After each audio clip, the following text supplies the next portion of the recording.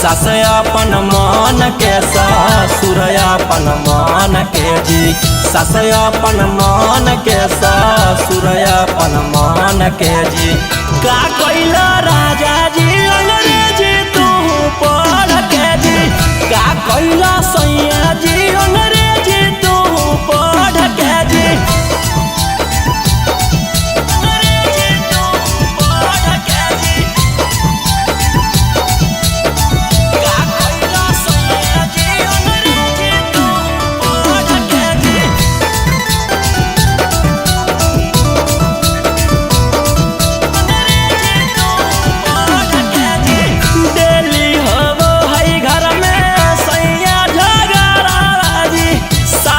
ससुर से हमारा लगे बड़ी डराजी।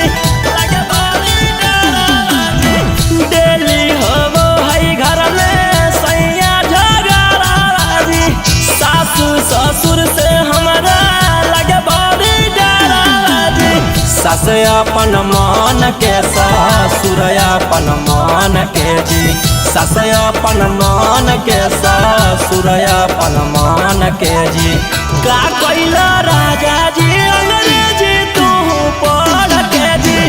का कैला सैया जी अंग्रेजी तू पढ़ के जी।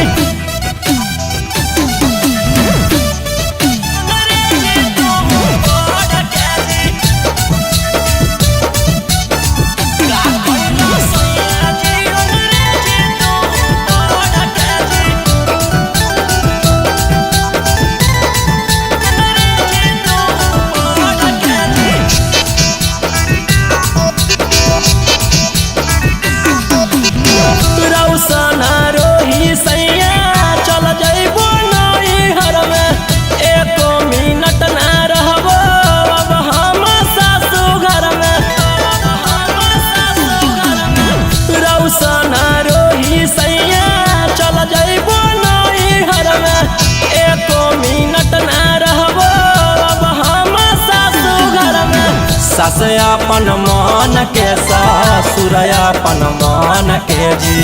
सास अपन मन के ससुर अपन मन के जी। का कैला राजा